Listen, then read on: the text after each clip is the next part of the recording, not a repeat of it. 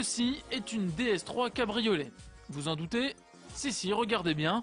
Un pavillon de toile coloré qui se rétracte en 3 temps façon Fiat 500C, plutôt qu'une capote entièrement rabattable façon mini-cab. Voilà le choix qu'ont retenu les dirigeants de la marque. D'abord pour une évidente question de coût, ensuite pour conserver l'architecture et l'identité de la berline à succès. Alors cette DS3 mérite-t-elle l'appellation cabrio ou est-ce une simple déclinaison d'une voiture avec un très grand toit ouvrant? Turbo vous offre une démonstration privilégiée avant sa présentation officielle au mondial dans quelques jours. Pour découvrir cette DS3 Cabrio qui n'affiche pas son nom, nous avons fait appel à 2 utilisateurs des concurrentes, la Fiat 500C. Bonjour, Jérôme. J'ai choisi la 500C pour son côté néo-rétro et on peut découvrir quand on veut. Et la Mini Cabriolet.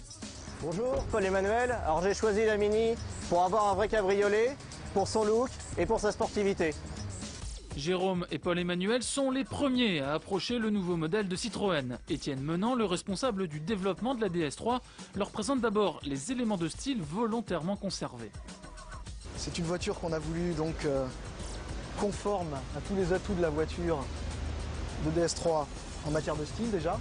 Donc on a voulu conserver absolument cet aileron de requin, qui est quand même une signature forte de la voiture. Le deuxième point de signature importante de la voiture, c'est le pavillon flottant, renforcé par un traitement biton du toit. Donc ça c'est quelque chose qui était important aussi dans le cahier des charges. Sauf que ce toit est amovible. En un peu moins de 20 secondes, il ouvre l'habitacle au grand air, encadré par des montants renforcés. Moi, c'est le système qui me plaît parce que c'est instantané, quoi, quasi instantané.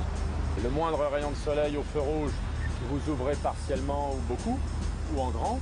Et en cas de faible pluie, quelques gouttes, paf, vous fermez. Ce système me semble intéressant, mais par rapport à la capote intégrale, j'ai peur de me sentir un peu confiné à l'usage. C'est de la découvrabilité finalement de chaque instant. On n'est pas obligé de rétrograder à 30 km/h pour pouvoir actionner son toit. On n'est pas obligé de se passer des 5 places. On n'est pas obligé de se passer du coffre. Ça, on peut le conserver. À l'intérieur aussi, la planche de bord est identique à celle de la berline. Même instrumentation, même ergonomie, ce qui n'est pas le cas du coffre. Allons y jeter un œil. Donc on a une accessibilité de coffre qui est réduite par rapport à une berline classique, mais ça vous connaissez, c'est pareil sur vos voitures. En revanche, on a réussi à maintenir le coffre de la DS3, 245 litres. C'est pas mal. Mais là où la 500C et la DS3 nécessitent quelques secondes avant l'ouverture, le coffre de la Mini, lui, adopte un système beaucoup plus accessible.